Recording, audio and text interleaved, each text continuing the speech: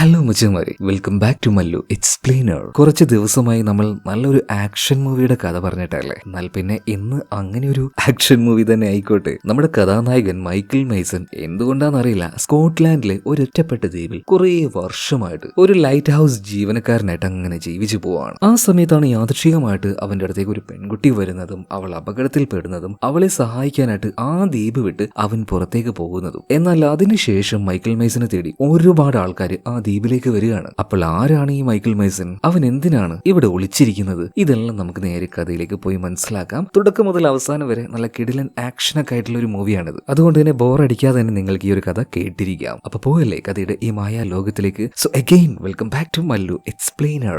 സിനിമയുടെ ആരംഭത്തിൽ സ്കോട്ട്ലാൻഡിലുള്ള ഒരൊറ്റപ്പെട്ട ദ്വീപ് കാണിക്കുകയാണ്. അവിടെയാണ് നമ്മുടെ കഥാനായകനായിട്ടുള്ള മൈക്കിൾ മേസൺ താമസിക്കുന്നത്. എന്നാൽ അവന്റെ കൂടെ ആരെങ്കിലും ഉണ്ടോ എന്ന് ചോദിച്ചാൽ ആരുമില്ല. ആകെയുള്ളത് ഒരു നായ മാത്രമാണ്. ആ ചെറിയ ദ്വീപിൽ ഒരു ലൈറ്റ് ഹൗസ് ഉണ്ട്. അതിന്റെ ഓരോ ജോലികളൊക്കെ നോക്കി അവൻ അവിടെ തന്നെ ഒതുങ്ങി കൂടുകയാണ്. പുറം ലോകവുമായിട്ട് മൈക്കിൾ മേസന് യാതൊരു ബന്ധവുമില്ല. എന്തിനു പറയണം, ഒരു സാധനം മേടിക്കാൻ വരെ അവൻ പുറത്തേക്ക് പോവാറില്ല. അതിനു പകരം ആഴ്ചയിൽ ഒരു ദിവസം ജെസ്സി എന്ന് പറഞ്ഞ ഒരു പെൺകുട്ടിയും അവളുടെ അങ്കിളും കൂടെ ചെറിയൊരു ബോട്ടിൽ ഇങ്ങോട്ടേക്ക് വന്നിട്ട് മൈക്കിൾ മേസന് ആവശ്യമായിട്ടുള്ള സാധനങ്ങൾ കൊടുത്തിട്ട് പോകും. അതുപോലെ ആ ഒരു വലിയ ബോട്ട് തീരത്തോട് അടുക്കാറില്ല. അതിനു പകരം ചെറിയൊരു തോണിയിലാണ് ഇപ്പൊ ജെസ്സി കയറിയിട്ട് അയാൾക്ക് ആവശ്യമായിട്ടുള്ള സാധനങ്ങൾ അവിടെ എത്തിച്ചു കൊടുക്കാറ്. എന്നാൽ ഇന്ന് വരെയായിട്ടും അയാളെ കണ്ടിട്ടുമില്ല, അയാൾ ആരാണെന്ന് അറിയൂല്ല. ഒരുപാട് നാളായിട്ട് ഇയാൾക്ക് ഇങ്ങനെ സാധനം കൊണ്ടുപോയി കൊടുക്കുക എന്നല്ലാതെ അയാളുമായിട്ട് ഇതുവരെയായിട്ടും പരിചയപ്പെടാൻ പറ്റിയില്ല. ജെസ്സി എന്ന് പറഞ്ഞാൽ അത്യാവശ്യം നല്ല ക്യൂരിയോസിറ്റി ഉള്ള ഒരു പെണ്ണാണ്. അതുകൊണ്ട് തന്നെ അവളുടെ ഉള്ളിൽ ചോദ്യങ്ങൾ തുടങ്ങി. ആരാണ് ഇയാൾ എന്തിനാണ് അവിടെ ഒറ്റയ്ക്ക് താമസിക്കുന്നത്? എന്തിനാണ് അവളുടെ അങ്കിൾ എല്ലാ ആഴ്ചയിലും ഇയാൾക്ക് ഇങ്ങനെ സാധനം കൊണ്ടുപോയി കൊടുക്കുന്നത്? എന്തായാലും അവിടെ താമസിക്കുന്ന ഈ മൈക്കിൾ മേസനുമായിട്ടൊന്ന് കമ്പനിയാകാൻ അവൾ തീരുമാനിക്കുകയാണ്. ഒരു ദിവസം ഇതുപോലെ പാർസൽ കൊണ്ടുപോയി കൊടുത്തപ്പോൾ അതിന്റെ കൂട്ടത്തിൽ ഒരു ഗിഫ്റ്റ് കൂടെ അവൾ വെച്ചിട്ട് പോവുകയാണ്. എന്തിനാണെന്നല്ലേ, അയാൾ അതെടുത്ത്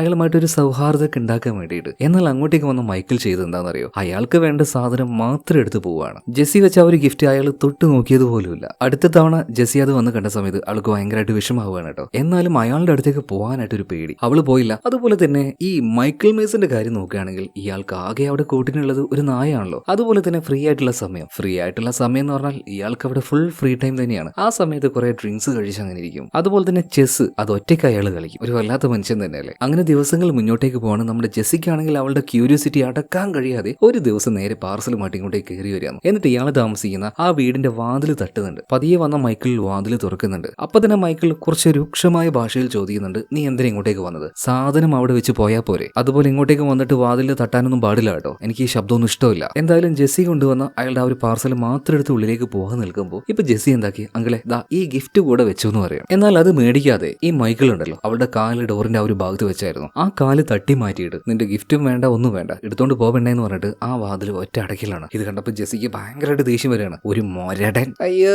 കൂട്ടുകൂടാൻ പറ്റിയ ഒരു മുതല്, ഒന്ന് പോയടാ അവിടുന്ന്, തനിച്ച് ഒറ്റയ്ക്കാന്ന് വിചാരിച്ചപ്പോ ഒന്ന് സംസാരിക്കാൻ വേണ്ടി വന്നതാണ്. അപ്പൊ അയാൾക്ക് വലിയ ഡിമാൻഡുകാരൻ, പോയടാ അവിടുന്ന് പറഞ്ഞിട്ട് അവള് കുറെ ചീത്തയും പറഞ്ഞ അവള് പോവാണ് കേട്ടോ. പിന്നീട് അവള് വന്ന ആ ഒരു ചെറിയ തോണിയുമായിട്ട് അങ്കിളുടെ ആ ഒരു വലിയ ബോട്ടിന്റെ അടുത്തേക്ക് പോകാൻ നിൽക്കുമ്പോഴാണ് കടൽ തിരകളൊക്കെ കുറച്ച് ശക്തമായിട്ട് ഉയരാൻ തുടങ്ങുന്നത്. അവളുടെ ആ ഒരു തോണിയെല്ലാം നന്നായിട്ട് ഇളകി മറിഞ്ഞുകൊണ്ടിരിക്കുകയാണ്. അതുപോലെ തന്നെ ചെറുതായിട്ട് മഴയും നന്നായിട്ട് കാറ്റും വീശുന്നുണ്ട്. ശക്തമായ തിരമാല വന്നതുകൊണ്ട് തന്നെ ആ ചെറിയ തോണിയുമായിട്ട് അവൾക്ക് കടലിലൂടെ പോകാൻ കഴിയുന്നില്ല. അതായത് അങ്കിളിന്റെ അടുത്തേക്ക് പോകാൻ കഴിയുന്നില്ല. എന്നാലും പരമാവധി അവളെ കൊണ്ട് പറ്റാവുന്ന രീതിയിൽ അവൾ ശ്രമിക്കുന്നുണ്ട് കേട്ടോ. പക്ഷെ അവസാനം സംഭവിച്ചത് അവളുടെ ആ ഒരു ചെറിയ തോണി അവിടെ മറിഞ്ഞു വീഴാണ്. അതായത് ജെസ്സി ഇപ്പോൾ കടലിലേക്ക് മറിഞ്ഞു വീണിട്ടുണ്ട്. ഇത് കണ്ട് അവളുടെ അങ്കിൾ ആകെ പേടിച്ചു പോകുന്നുണ്ട്. മോളെ ജെസ്സി വേഗം ഇങ്ങോട്ടേക്ക് വാ, എങ്ങനെയെങ്കിലും നീന്തി ഇങ്ങോട്ടേക്ക് വന്നിട്ട് അയാൾ ഒച്ചയും വിളി ഉണ്ടാക്കുകയാണ്. ഇത് അവിടെ ഉണ്ടായിരുന്ന മൈക്കിളിന്റെ ആ ഒരു നായ കാണുന്നുണ്ട്. അവനിപ്പോ അങ്ങോട്ടേക്ക് നോക്കി ഭയങ്കരമായിട്ട് കുരക്കാൻ തുടങ്ങുകയാണ്. അതുകൊണ്ട് തന്നെ മൈക്കിളും കടലിലേക്കൊന്ന് നോക്കുകയാണ്. എന്തോ ഒരു അപകടം സംഭവിച്ചെന്ന് മൈക്കിളിന് മനസ്സിലായി. അതുപോലെ തന്നെ വെള്ളത്തിലേക്ക് വീണ ജെസ്സിക്കാണെങ്കിൽ നീന്തി മുകളിലേക്ക് വരാനും കഴിയുന്നില്ല. നല്ല ശക്തമായ തിരമാലയായിരുന്നു. അപ്പോഴേക്കും മൈക്കിള് അവന്റെ ചെറിയൊരു ബോട്ട് എടുത്ത്, ഒരു സ്പീഡ് ബോട്ടാണ്, അതെടുത്ത് നേരെ ഈ ജെസ്സിയുടെ അടുത്തേക്ക് വന്നുകൊണ്ടിരിക്കുകയാണ്. ആ സമയത്ത് എങ്ങനെയൊക്കെയോ ജെസ്സി ഒരു വിധത്തിൽ നീന്തി വെള്ളത്തിന് മുകളിലേക്ക് എത്തിയിട്ടുണ്ട്. അപ്പൊ അവളുടെ കാലില് ബോട്ടിലുണ്ടായിരുന്ന ആ വലയുണ്ടല്ലോ അത് കുടുങ്ങി പോവാണ്. അതുപോലെ തന്നെ മറ്റൊരു തിരമാല കൂടെ വന്നപ്പോൾ അവള് വീണ്ടും വെള്ളത്തിനടിയിലേക്ക് തന്നെ പോവാ. ഇത് കണ്ടുകൊണ്ട് വന്ന മൈക്കിൾ ഒന്നും നോക്കിയില്ല, വെള്ളത്തിലേക്ക് എടുത്ത് ചാടുകയാണ് കേട്ടോ. വളരെയധികം റിസ്ക് എടുത്തുകൊണ്ട് വെള്ളത്തിനടിയിലേക്ക് പോയി കയ്യിലുണ്ടായിരുന്ന കത്തി ഉപയോഗിച്ച് ആ വലയെല്ലാം മുറിച്ചെടുത്ത് അതിനുള്ളിൽ നിന്നും ഇപ്പൊ ജെസ്സിയെ രക്ഷപ്പെടുത്തുകയാണ്. എന്നാൽ അപ്പോഴേക്കും വെള്ളം ഒരുപാട് കുടിച്ച് അവളുടെ ബോധം നഷ്ടമായിട്ടുണ്ടായിരുന്നു. മാത്രമല്ല അവളുടെ അങ്കിള് അയാളെ രക്ഷപ്പെടുത്താൻ നോക്കുന്ന സമയത്ത് ആ ഒരു ഭാഗത്തൊക്കെ ഭയങ്കരമായിട്ടുള്ള തിരമാലയാ. ആ തിരമാലയിൽപ്പെട്ട് അങ്കിള് വന്ന ആ ഒരു വലിയ ബോട്ട് അതിൽ മുങ്ങിപ്പോയിട്ടുണ്ട്. രക്ഷപ്പെടുത്താൻ വേണ്ടി മൈക്കിൾ ഒരു ശ്രമം നടത്തിയെങ്കിലും അതിനൊരു കാര്യമില്ലെന്ന് അവന് മനസ്സിലായി. കാരണം അത്രയും ശക്തമായി തിരമാല അടിച്ചുകൊണ്ടിരിക്കുകയാണ്. കടലിന്റെ ആ ഒരു ഭാഗത്തേക്ക് പോകൽ ഒരിക്കലും ഈ സമയത്ത് പോസിബിൾ അല്ല. അതുകൊണ്ട് മറ്റൊരു രക്ഷയില്ലാത്തത് കൊണ്ട് ജെസ്സിയും കൂട്ടി മൈക്കിൾ തിരിച്ചു വരികയാണ്. അതുപോലെ തന്നെ അവളുടെ ശ്വാസമൊക്കെ പോയി കിടക്കുകയാണല്ലോ. നെഞ്ചിലൊക്കെ പ്രസ് ചെയ്ത് ചെസ്റ്റിൽ കെട്ടിക്കിടക്കുന്ന ആ ഒരു വെള്ളമെല്ലാം പുറത്തേക്ക് ചാടിപ്പിക്കുകയാണ്. അങ്ങനെ അവസാനം അവൾക്ക് ശ്വാസം തിരിച്ചു കിട്ടി, പക്ഷെ ബോധം വന്നിട്ടില്ല. അങ്ങനെ വൈകുന്നേരമായ സമയത്താണ് ജെസ്സിക്ക് ബോധം വരുന്നത്. കണ്ണ് തുറന്നപ്പോ ഇപ്പൊ മൈക്കിളിന്റെ വീട്ടിലായിരുന്നു. അവൾ അപ്പൊ തന്നെ അങ്കിളുടെ കാര്യം ചോദിക്കുകയാണ്. നടന്ന കാര്യങ്ങളൊക്കെ മൈക്കിൾ പറയുന്നുണ്ട് കേട്ടോ. അപ്പൊ തന്നെ ജെസ്സിക്ക് മനസ്സിലായി അങ്കിള് മരിച്ചുപോയെന്ന്. ഭയങ്കരമായിട്ട് സങ്കടം വന്ന ജെസ്സി അവിടുന്ന് തേങ്ങിക്കരയാണ്. അതുപോലെ തന്നെ അവളുടെ കാലില് നല്ല മുറിവായിട്ടുണ്ട്. അതായത് ആ ഒരു വലയുണ്ടല്ലോ, അതിൽ അവളുടെ കാല് കുരുങ്ങിയില്ലേ, അതുകൊണ്ട് തന്നെ നീളത്തിൽ മുറിയായി പോയിട്ടുണ്ട്. പാവം ജെസ്സി അവളുടെ കാല് ചെറിയൊരു തുണിക്കഷ്ണം എല്ലാം വെച്ച് കെട്ടി അറിയാതെ അങ്ങോട്ട് ഉറങ്ങിപ്പോവാണ്. കാരണം അവൾ അത്രയും ടയേർഡായിരുന്നു. പിറ്റേ ദിവസം രാവിലെ ആയപ്പോഴും കാലിൽ നന്നായിട്ട് നീറ്റിലുണ്ടായിരുന്നു കേട്ടോ. അപ്പൊ അവളുടെ ബുദ്ധിമുട്ട് കണ്ട സമയത്ത് മൈക്കിൾ അങ്ങോട്ടേക്ക് വന്ന് നോക്കുന്നുണ്ട്. അവൾക്ക് ചില മരുന്നുകളൊക്കെ കൊടുക്കുന്നുണ്ട്. ഇതേ സമയത്ത് തന്നെ മൈക്കിളിനോട് ജെസ്സി ഒരു കാര്യം ചോദിക്കുന്നുണ്ട്. അല്ല, നിങ്ങൾ ഈ ഒരു വിവരം പോലീസിനെ അറിയിച്ചോ? അറ്റ്ലീസ്റ്റ് എന്റെ അച്ഛനെയും അമ്മയെങ്കിലും ഈ ഒരു കാര്യം വിളിച്ച് പറഞ്ഞിട്ടുണ്ടോ? എന്നാൽ ഇത് കേട്ട സമയത്ത് മൈക്കിൾ ഒന്നും മിണ്ടുന്നില്ല. മൈൻഡ് ആക്കാതെ നേരെ പോവുകയാണ്. അയാളുടെ കള്ളുകുപ്പി എടുക്കുന്നുണ്ട്. പതിയെ കള്ളു കുടിക്കാൻ തുടങ്ങുകയാണ്. ഇത് കണ്ട സമയത്ത് ജെസ്സിക്ക് ഉള്ളിലൊരു പേടി തോന്നുകയാണ്. ഇയാളെങ്ങാനും ഇനി ഒരു വെട്ടക്ക മനുഷ്യനാണോ? ഇനിയെങ്ങാനും എന്നെ ഉപദ്രവിക്കുവോ? ആ ഒരു പേടി അവളുടെ ഉള്ളിൽ വരികയാണ്. അതുകൊണ്ട് തന്നെ പതിയെ എഴുന്നേറ്റ് ആ കാല് വെച്ച് വേച്ച് നടന്ന് അവിടെ ഒരു കത്തി ഉണ്ടായിരുന്നു. ആ കത്തി എടുത്ത് പതിയെ തിരിച്ചു വന്ന് തലയാണിയുടെ അടിയിൽ ആ ഒരു കത്തി വെച്ച് അവൾ കെടുക്കുകയാണ്. ഇനി എങ്ങാനും അയാൾ അടുത്തേക്ക് വന്നാൽ നേരിടാൻ തന്നെ അവൾ തയ്യാറായിരിക്കുകയാണ്. ഇതേ സമയം തന്നെ മൈക്കിൾ അവൾക്ക് വേണ്ട ഭക്ഷണവും കാര്യമൊക്കെ കൊണ്ടുപോയി കൊടുക്കുന്നുണ്ട് കേട്ടോ. ഈ സമയത്ത് ജെസ്സി പറയുന്നുണ്ട്, ദയവ് ചെയ്ത് എന്റെ അച്ഛനോടും അമ്മയോടെങ്കിലും ഈ ഒരു കാര്യം ഒന്ന് വിളിച്ചു പറയൂ. അവൾ അങ്ങനെ പറഞ്ഞപ്പോ മൈക്കിൾ അവളെ ഒന്ന് നോക്കുകയാണ് കേട്ടോ. കാരണം അവൾ നുണ പറഞ്ഞതാണ്. അവൾക്ക് അച്ഛനും ഇല്ല അമ്മയും ഇല്ല, രണ്ടുപേരും നേരത്തെ മരിച്ചു പോയതാണ്. ആ കാര്യം മൈക്കിളിന്റെ സുഹൃത്തായിട്ടുള്ള ജെസ്സിയുടെ അങ്കിള് നേരത്തെ തന്നെ മൈക്കിളിനോട് പറഞ്ഞിട്ടുണ്ട്. അവൾക്ക് ആകെ ഉണ്ടായിരുന്നത് ആ അങ്കിള് മാത്രമാണ്. ആ അങ്കിള് മരിച്ചു പോയിട്ടുണ്ട്. ഇനിയിപ്പോ ഇവിടുന്ന് രക്ഷപ്പെടുത്തി നേരെ കരയിലേക്ക് കൊണ്ടുപോയാലും അവളെ നോക്കാനായിട്ടൊന്നും ആരുമില്ല. എന്തായാലും അവൾക്ക് വേണ്ട ആ ഒരു ഭക്ഷണവും കാര്യമൊക്കെ അവിടെ വെച്ച് ഇപ്പൊ മൈക്കിൾ പുറത്തേക്ക് പോവാണ്. എന്നാൽ ജെസ്സിയുടെ കാര്യം നോക്കുകയാണെങ്കിൽ അവളുടെ ഉള്ളിൽ നല്ല പേടിയുണ്ട് കേട്ടോ. ആ ഒരു കത്തി ഇപ്പോഴും തലയാണിയുടെ അടിയിൽ തന്നെ വെച്ചിരിക്കുകയാണ്. അങ്ങനെ രാത്രിയായ സമയത്ത് അവൾക്ക് വല്ലാതെ വേദന വരുന്നുണ്ട് കാലിൽ. അവൾ നല്ല ഉറക്കത്തിലായിരുന്നു. എന്നാലും ആ ഒരു വേദനയിൽ അവൾ അങ്ങനെ കരയാണ്. കരച്ചിൽ കേട്ട് മൈക്കിൾ പതിയെ അങ്ങോട്ടേക്ക് വരുന്നുണ്ട്. മൈക്കിൾ അവളുടെ അടുത്തേക്ക് വന്നിരുന്നതും പെട്ടെന്ന് തന്നെ ജെസ്സി കണ്ണു തുറക്കുകയാണ്. പേടിച്ചു പോയ അവളുടെ ആ ഒരു കത്തി എടുക്കുന്നുണ്ട് കേട്ടോ. എന്റെ അടുത്തേക്ക് വരരുത് എന്നൊക്കെ പറയുന്നത്. ഈ സമയത്ത് മൈക്കിൾ പറയാണ്, മോളെ ജെസ്സി, കത്തി അങ്ങനെയല്ല പിടിക്കേണ്ടത്, ദാ ഇങ്ങനെയാണ്. നീ പേടിക്കൊന്നും വേണ്ട, ഞാൻ നിന്നെ ഒന്നും ചെയ്യാൻ പോകുന്നില്ല. നിനക്ക് എന്റെ മോളുടെ പ്രായമല്ലേ ഉള്ളൂ. എന്തായാലും ഇതിനു ശേഷം നമ്മുടെ ജെസ്സിയെ മൈക്കിള് നന്നായിട്ട് തന്നെ നോക്കുകയാണ് കേട്ടോ. അവൾക്ക് നടക്കാൻ കഴിയാത്തതുകൊണ്ട് അവളെ ബാത്റൂമിലേക്ക് എടുത്തു കൊണ്ടുപോയി ഇരുത്തി കൊടുക്കും. അവൾക്ക് വേണ്ട ഭക്ഷണം കാര്യങ്ങൾ ഉണ്ടാക്കി കൊടുക്കും. അതുപോലെ തന്നെ അവളുടെ മുറി നന്നായിട്ട് കെട്ടി ക്ലീൻ ചെയ്തു കൊടുക്കും. അവളുടെ എല്ലാ കാര്യങ്ങളും കുറച്ച് ദിവസം മൈക്കിള് തന്നെ നന്നായിട്ട് നോക്കുകയാണ്. ഒരച്ഛൻ എങ്ങനെയാണോ മകളെ നോക്കുന്നത് അതുപോലെ തന്നെ നന്നായിട്ട് നോക്കുന്നുണ്ട്. പക്ഷേ ജെസ്സിക്ക് കുറെ ദിവസം ഇവിടെ ഇങ്ങനെ നിന്നപ്പോൾ വല്ലാതെ ബോറടിക്കുകയാണ്. അതുകൊണ്ട് തന്നെ ഈ മൈക്കിളിന്റെ നായുമായിട്ട് അവൾ കമ്പനിയായി അതിന്റെ കൂടെ ടൈം സ്പെൻഡ് ചെയ്യാൻ തുടങ്ങുകയാണ്. അങ്ങനെ ഒരു ദിവസം ജെസ്സി മൈക്കിളിനോട് ഒരു കാര്യം ചോദിക്കുകയാണ്. അല്ല മൈക്കിൾ അങ്കിളെ, എന്റെ അങ്കിൾ ഉണ്ടല്ലോ, അങ്കിളിന് എങ്ങനെയാ പരിചയം? അതുപോലെ തന്നെ എന്റെ ഫാമിലിയെ കുറിച്ച് എങ്ങനെയാണ് നിങ്ങൾക്ക് അറിയുന്നത്? ഇപ്പൊ മൈക്കിൾ പറയാണ്, നിന്റെ അങ്കിൾ ഉണ്ടല്ലോ, അയാൾ എന്റെ ഒരു പഴയ ചങ്ങാതിയാണ്. ഞങ്ങൾ രണ്ടുപേരും ഒരുമിച്ച് ജോലി ചെയ്തിട്ടുണ്ട്. ആ സമയത്താണ് നിന്നെക്കുറിച്ചും നിന്റെ അച്ഛനും അമ്മയെക്കുറിച്ചും എല്ലാം പറഞ്ഞത്. നിനക്കാകെ അയാൾ മാത്രമേ ഉള്ളൂ അല്ലേ? അതുപോലെ തന്നെ ജെസ്സി ഇപ്പോൾ മൈക്കിളിന്റെ ഫാമിലിയെ കുറിച്ചൊക്കെ ചോദിക്കുമ്പോൾ മൈക്കിൾ അതൊന്നും പറയുന്നില്ല. സത്യം പറഞ്ഞാൽ അയാളുടെ യഥാർത്ഥ പേര് വരെ പറയുന്നില്ല. ഇപ്പൊ ജെസ്സി പറയാണ്, അറ്റ്ലീസ്റ്റ് നിങ്ങൾ ഈ നായയുടെ പേരെങ്കിലും ഒന്ന് പറയുമെന്ന് ചോദിക്കുകയാണ്. ഇപ്പൊ മൈക്കിൾ പറയണേ, ഞാൻ അതിനൊരു പേരൊന്നും ഇട്ടിട്ടില്ല. ഓ അങ്ങനെയാണോ? എന്നാ പിന്നെ അതിനൊരു പേര് ഞാൻ തന്നെ ഇടാന്ന് പറഞ്ഞിട്ട് അവൾ ആ ഒരു പട്ടിക്ക് ഒരു പേരിട്ടു, ജാക്ക്. അതുപോലെ തന്നെ മൈക്കിൾ ഒറ്റയ്ക്കിരുന്ന് ചെസ് ഗെയിം കളിക്കാറുണ്ടല്ലോ. ഇപ്പോ അയാളുടെ കൂടെ ഇരുന്ന് ജെസ്സിയും കളിക്കാൻ അവൾക്ക് നന്നായിട്ട് കളിക്കാറിയാട്ടോ. ഇടയ്ക്കൊക്കെ മൈക്കിളിനും പൊട്ടിക്കലുണ്ട്.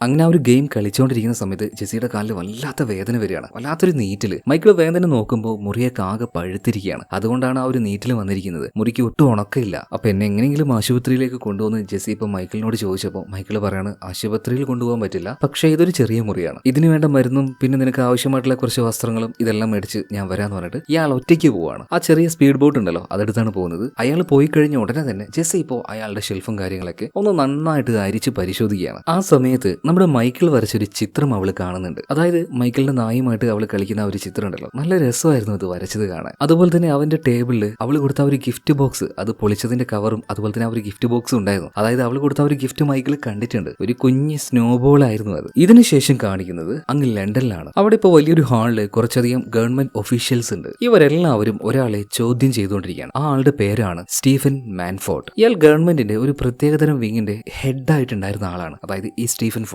ഒരു നല്ലൊരു അടിപൊളി ടെക്നോളജി ഉണ്ട്, ഒരു സർവൈലൻസ് സിസ്റ്റം. ലോകത്തുള്ള ഏത് കുറ്റവാളിയെ വേണമെങ്കിലും വളരെ എളുപ്പത്തിൽ കണ്ടുപിടിക്കാൻ കഴിയുന്ന ഒരു ഭയങ്കരമായിട്ടുള്ള ടെക്നോളജി. അതിന്റെ ഹെഡാണ് ഈ സ്റ്റീഫൻ മാൻഫോർഡ്. ഏതെങ്കിലും ഒരു പിടികിട്ടാപ്പുള്ളി ഈ ലോകത്തിന്റെ എവിടെയെങ്കിലും ഉണ്ടെങ്കിൽ ഏതെങ്കിലും ഒരു CCTVയിലോ അല്ലെങ്കിൽ ഏതെങ്കിലും ഒരു ഫോണിന്റെ ക്യാമറയിലോ അയാളുടെ ഫേസ് ഒന്ന് പതിഞ്ഞാൽ മതി, അയാൾ എവിടെയാണെന്ന് കറക്റ്റ് ആയിട്ട് തന്നെ ഈ ഒരു ആർട്ടിഫിഷ്യൽ ഇന്റലിജന്റ് സർവൈലൻസ് സിസ്റ്റത്തിന് കണ്ടുപിടിക്കാൻ കഴിയും. ഇത്രയും പവർഫുൾ ആയിട്ടുള്ള ആ ഒരു ടൂള് സ്റ്റീഫൻ മാൻഫോർഡ് എന്തോ അയാളുടെ വ്യക്തിപരമായ ആവശ്യത്തിന് യൂസ് യൂസ് ചെയ്തു, അത് മിസ്യൂസ് ചെയ്തു എന്നതിന്റെ പേരിലാണ് അയാൾ ഇപ്പോൾ ഇവിടെ വന്ന് നിൽക്കുന്നത്. എല്ലാവരും അയാളെ ചോദ്യം ചെയ്യുന്നുണ്ട്. അപ്പൊ അതിനെല്ലാം മറുപടിയായിട്ട് സ്റ്റീഫൻ മാൻഫോർഡ് അയാളുടെ ഭാഗത്തുള്ള കാര്യങ്ങളും സംസാരിക്കുകയാണ്. ശരിയാണ്, നിങ്ങൾ പറഞ്ഞതൊക്കെ ശരിയാണ്. റൂൾസ് ബ്രേക്ക് ചെയ്ത് പല തവണയായിട്ട് ഞാൻ ഈ ഒരു സർവൈലൻസ് സിസ്റ്റം ഉപയോഗിച്ചിട്ടുണ്ട്. പക്ഷേ ഞാൻ അത് ഉപയോഗിച്ചത് തീവ്രവാദികളെയും അതുപോലെ തന്നെ ഒരുപാട് ക്രിമിനൽസിനെയും പിടിക്കാൻ വേണ്ടിയിട്ടാണ്, അല്ലാതെ എനിക്ക് വേണ്ടിയിട്ടല്ല. പക്ഷേ സ്റ്റീഫൻ മാൻഫോർഡ് പറയുന്നൊന്നും അവിടെയുള്ള ഉദ്യോഗസ്ഥർ കേൾക്കുന്നില്ല. അവരെല്ലാവരും അവനെതിരെയാണ്. ഏകദേശം ഒരു കാര്യം ഉറപ്പായി, ഇയാളുടെ ജോലിയും പോവും, അതുപോലെ തന്നെ മിക്കവാറും ഇയാൾ അകത്താവാനും സാധ്യതയുണ്ട്. എന്തായാലും ആ ഒരു കമ്മിറ്റി എല്ലാം കഴിഞ്ഞു. ഈ സ്റ്റീഫൻ മാൻഫോർഡിനെ പ്രൈം മിനിസ്റ്റർ തന്നെ ഒരു ലേഡിയാണ് അവർ നേരിട്ട് ഓഫീസിലേക്ക് വിളിപ്പിക്കുന്നുണ്ട്. ഈ ഒരു വിഷയം അവരുടെ അടുത്തേക്ക് എത്തിയിട്ടുണ്ട്. ഇപ്പൊ പ്രൈം മിനിസ്റ്റർ ഈ സ്റ്റീഫൻ മാൻഫോർഡിനോട് പറയുന്നുണ്ട്, അതായത് എനിക്ക് ഒറ്റയ്ക്കായിട്ട് ഒരു തീരുമാനം എടുക്കാൻ കഴിയില്ല. ഇവിടെ വെച്ച് ഞാൻ ഒരു തീരുമാനം എടുക്കുകയാണ്, നിങ്ങളെ ഈ ജോലിയിൽ നിന്നും പിരിച്ചുവിടാൻ വേണ്ടി പോവാണ്. അതായത് ഒരു റിട്ടയർമെന്റ് പോലെ നിങ്ങൾ കരുതിയാൽ മതി. പക്ഷേ സ്റ്റീഫൻ മാൻഫോർഡ്, എനിക്കറിയാം നിങ്ങൾ നല്ല ടാലന്റ് ഉള്ള ആളാണ്. നിങ്ങൾ നിങ്ങളുടെ കഴിവ് നമ്മുടെ ഈ ഒരു രാജ്യത്തിന് വേണ്ടി ഒരുപാട് തവണ ഉപയോഗിച്ചിട്ടുണ്ട്. അതുകൊണ്ട് തന്നെ ഒരു കറിവേപ്പിലയെ പോലെ നിങ്ങളെ കളയുകയാണെന്ന് നിങ്ങൾക്ക് തോന്നേണ്ട ആവശ്യമില്ല. കാരണം എല്ലാവരുടെയും വായ അടപ്പിക്കാൻ വേണ്ടി മാത്രമാണ് ഒഫീഷ്യലി നിങ്ങളെ ഞാൻ പിരിച്ചുവിടുന്നത്. പക്ഷേ അൺഒഫീഷ്യൽ ആയിട്ട് നിങ്ങൾക്ക് ഈ ഒരു സർവൈലൻസ് സിസ്റ്റം അത് ആക്സസ് ചെയ്യാൻ കഴിയും. നിങ്ങൾക്ക് നിങ്ങളുടെ ജോലി തുടരാനും കഴിയും. എന്നാൽ ബാക്കിയുള്ളവരുടെ കണ്ണിൽ നിങ്ങൾ ജോലി നഷ്ടപ്പെട്ട ഒരു എക്സ് ഗവൺമെന്റ് ഓഫീസർ ആയിരിക്കും. എന്തായാലും പ്രൈം മിനിസ്റ്റർ പറഞ്ഞ ആ ഒരു കാര്യത്തിനോട് സ്റ്റീഫൻ മാൻഫോർഡ് ഓക്കെ പറയാണ്. അതല്ലാതെ അയാൾക്ക് വേറൊരു ഓപ്ഷനും ഇല്ല. കാര്യങ്ങൾ കൺട്രോൾ ചെയ്യാൻ പറ്റുമെങ്കിലും ഇയാളുടെ പൂർണ്ണമായിട്ടുള്ള ആ ഒരു അധികാരം കയ്യിൽ നിന്ന് നഷ്ടമായിട്ടുണ്ട്. ഇതിനുശേഷം നമ്മുടെ മൈക്കിളിനെ കാണിക്കുകയാണ്. അതായത് സ്കോട്ട്ലൻഡിലെ ആ ഒറ്റപ്പെട്ട ദ്വീപിൽ നിന്നും ടൗണിലേക്ക് വന്നിട്ടുണ്ട്. അതായത് നമ്മുടെ ജെസിക്ക് ആവശ്യമായിട്ടുള്ള സാധനങ്ങളെല്ലാം മേടിക്കണമല്ലോ. പക്ഷേ അവൻ ഓരോ കടയുടെ മുന്നിലേക്ക് പോകുമ്പോഴും അവിടെ CCTV ഉണ്ടോ നോക്കും. ഉണ്ടെങ്കിൽ ആ കടയിൽ കയറില്ല. അങ്ങനെ ഒരുപാട് കടയിൽ കൂടെ പോയി അവസാനം ഇതൊന്നും ഇല്ലാത്തൊരു കട കണ്ടുപിടിച്ച് അതിലേക്കാണ് അവൻ കയറുന്നത്. പിന്നീട് അവൾക്ക് ഇഷ്ടപ്പെടുകയോ ഇല്ലയോ ഒന്നും നോക്കുന്നില്ല. അവൾക്ക് പറ്റിയൊരു ഡ്രസ്സ് അവിടുന്ന് തൽക്കാലം എടുക്കുകയാണ്. അതായത് ഒരു കാരണവശാലും അവന്റെ ഫേസ് CCTVയിൽ കുടുങ്ങാൻ പാടില്ല എന്ന് അവന് നിർബന്ധമുണ്ടായിരുന്നു. അതിനൊരു കാരണമുണ്ട്. എന്തായാലും സാധനങ്ങളെല്ലാം പർച്ചേസ് ചെയ്ത് അവൻ പുറത്തേക്ക് ഇറങ്ങുകയാണ്. ഈ സമയത്താണ് ഒരു 3 പിള്ളേരിരുന്ന് സെൽഫി എടുക്കുന്നത്. അത് അവർ സോഷ്യൽ മീഡിയയിൽ അപ്ലോഡ് ചെയ്യുന്നുണ്ട്. എന്നാൽ ഈ കാര്യം നമ്മുടെ മൈക്കിൾ അറിയുന്നില്ല. അവന് ആവശ്യമുള്ള സാധനവും മേടിച്ച് നേരെ ആ ദ്വീപിലേക്ക് തിരിച്ചു വന്നിട്ടുണ്ട്. എന്നാൽ അവൻ പോലും അറിയാതെ അവന്റെ ഫേസ് ബ്രിട്ടീഷ് ഗവൺമെന്റിന്റെ ആ ഒരു സർവൈലൻസ് സിസ്റ്റം അത് ക്യാച്ച് ചെയ്ത് കഴിഞ്ഞായിരുന്നു. കാരണം ആ ഒരു ടെക്നോളജി അത്രയും അഡ്വാൻസ് ആണ്. പിടികിട്ടാ പുള്ളികളുടെ ഓരോ ലിസ്റ്റ് ഇവരുടെ കയ്യിലുണ്ട്. സോ അവരുടെ ഫേസ് എവിടെയെങ്കിലും വന്ന് കുടുങ്ങിയിട്ടുണ്ടെങ്കിൽ അപ്പൊ തന്നെ ആ സിസ്റ്റം അത് ഡിറ്റക്ട് ചെയ്യും. ഇപ്പൊ ആ ഒരു സിസ്റ്റത്തിന്റെ മേധാവി എന്ന് പറയുന്നത് ഒരു ലേഡിയാണ്. അവരുടെ പേര് റോബർട്ട എന്നാണ്. അതായത് സ്റ്റീഫൻ മാൻഫോർഡ് ഇരുന്ന പൊസിഷനിലാണ് ഇപ്പൊ റോബർട്ട ഇരിക്കുന്നത്. അവർക്ക് ഇപ്പൊ മെസ്സേജ് വന്നിട്ടുണ്ട്. അതായത് മൈക്കിൾ മേസനെ സ്പോട്ട് ചെയ്തിട്ടുണ്ട്. അപ്പൊ അവന്റെ പ്രൊഫൈല് കൊടുത്തിരിക്കുന്നത് ഒരു ഭീകരനായിട്ടുള്ള ടെററിസ്റ്റ് എന്നാണ്. അതുകൊണ്ട് തന്നെ റോബർട്ട് ഇപ്പൊ പറയണത് എത്രയും പെട്ടെന്ന് തന്നെ അവനെ ഫൈൻഡ് ചെയ്ത് കൊന്നു കളഞ്ഞേക്കുന്നു. ഇതേ നേരം തന്നെ മൈക്കിൾ ജെസിക്ക് ആവശ്യമായിട്ടുള്ള വസ്ത്രങ്ങളും അതുപോലെ തന്നെ ആ ഒരു മരുന്നെല്ലാം കൊണ്ടുവന്നിട്ടുണ്ട്. അത് ആ മരുന്നൊക്കെ അവളുടെ കാലിൽ വെച്ച് കെട്ടിക്കൊടുക്കുകയാണ്. മാത്രമല്ല അവൻ വാങ്ങിക്കൊണ്ടുവന്ന ആ ഒരു ഡ്രസ്സെല്ലാം ജെസി ഇട്ട് നോക്കുന്നുണ്ട് കേട്ടോ. ഞാൻ പറഞ്ഞല്ലോ, ഒരു നോട്ടത്തിന് അങ്ങ് എടുത്ത് കൊണ്ടുവന്നതാണ്. എന്തായാലും ഡ്രസ്സെല്ലാം ഇട്ട് വന്നപ്പോൾ അവൾക്ക് നല്ല വലുതായിരുന്നു കേട്ടോ. എന്നാലും കുഴപ്പമില്ല, ഇത് മതി നമ്മൾ പറയാണ്. രണ്ടുപേരും പിന്നീട് രാത്രി ഡിന്നർ കഴിച്ചുകൊണ്ടിരിക്കുമ്പോൾ മൈക്കിളിന് എന്തോ ഒരു സംശയം, ആരോ ഇങ്ങോട്ടേക്ക് വരുന്നത് പോലെ. അതുകൊണ്ട് തന്നെ വേഗം ബൈനോക്കുലർ നോക്കുന്ന സമയത്ത് ഒരു ബോട്ട് ഇങ്ങോട്ടേക്ക് വന്നുകൊണ്ടിരിക്കുകയാണ്. അത് കണ്ടപാട് തന്നെ മൈക്കിൾ പെട്ടെന്ന് തയ്യാറാവുന്നുണ്ട്. കുറെ വെപ്പൺസ് അവിടെ ഇവിടെയും വെച്ചായിരുന്നു, അതൊക്കെ എടുക്കുകയാണ്. മാത്രമല്ല ഇപ്പൊ ജെസിയോട് പറയണം, എന്ത് പ്രശ്നം വന്നാലും ഒരു കാരണവശാലും നീ ബാത്റൂമിൽ നിന്ന് പുറത്തേക്ക് ഇറങ്ങാൻ പാടില്ല, അത് നിന്റെ ജീവന് ആപത്താണ്. അതുകൊണ്ട് ഞാൻ പറഞ്ഞതുപോലെ ബാത്റൂമിൽ മാത്രം ഇരുന്നാൽ മതി എന്ന് പറയണം. ഇതിനുശേഷം എല്ലാ തയ്യാറെടുപ്പും കൂടെ ഇപ്പൊ മൈക്കിൾ നേരെ പുറത്തേക്ക് വന്നു. അവന്റെ കയ്യിൽ അത്യാവശ്യം വെപ്പണും കാര്യങ്ങളൊക്കെ ഉണ്ട്. അതുപോലെ ഇങ്ങോട്ടേക്ക് വന്ന ആ ഒരു ടീംസ്, അവരുടെ കയ്യിലും അത്യാവശ്യം മോഡേൺ ആയിട്ടുള്ള വെപ്പൺ ഉണ്ട്. അവരിപ്പോ തീരത്ത് വന്ന് ഇറങ്ങിയിട്ടുണ്ട്. രാത്രിയാണല്ലോ, അതുകൊണ്ട് തന്നെ നൈറ്റ് വിഷൻ ക്യാമറ ഉപയോഗിച്ചിട്ടാണ് അവർ ഇങ്ങോട്ടേക്ക് വരുന്നത്. അതേ നേരം തന്നെ മൈക്കിൾ നേരത്തെ സെറ്റ് ചെയ്ത് വെച്ച ഒരു കെണി അതിപ്പോ ഓണാക്കുകയാണ്. അതായത് വലിയൊരു കയറ് കട്ട് ചെയ്യുന്ന സമയത്ത് മുകളിൽ നിന്നും വലിയൊരു കല്ലുരുണ്ട് താഴേക്ക് വരുന്നുണ്ട്. ഒരുത്തൻ അതിന്റെ അടിയിൽ പെട്ടു പോകുന്നുണ്ട്. അതുപോലെ തന്നെ വേറൊരു ട്രാപ്പ് ഓണാക്കിയപ്പോൾ ഒരു വലിയ വല പോയിട്ട് ഒരു പട്ടാളക്കാരന്റെ ദേഹത്ത് കൂടി ഇവൻ വെള്ളത്തിലേക്ക് വീഴുകയാണ്. അതുപോലെ ഇവർ വന്ന് കയറിയ ഒരു സ്ഥലം ഉണ്ടല്ലോ, അതിന് ചുറ്റുഭാഗത്തായിട്ട് നല്ല പവർഫുൾ ആയിട്ടുള്ള ലൈറ്റ് മൈക്കിൾ നേരത്തെ സെറ്റ് ചെയ്തായിരുന്നു. ഇതെല്ലാം ഇപ്പോൾ ഓണാക്കുകയാണ്. നല്ല വെളിച്ചം വന്ന സമയത്ത് അവർ ഉപയോഗിക്കുന്ന ആ ഒരു നൈറ്റ് വിഷൻ ക്യാമറ അതിലൊക്കെ ഭയങ്കരമായിട്ട് ബ്രൈറ്റ്നെസ് വരികയാണ്. അവർ വേഗം അതെല്ലാം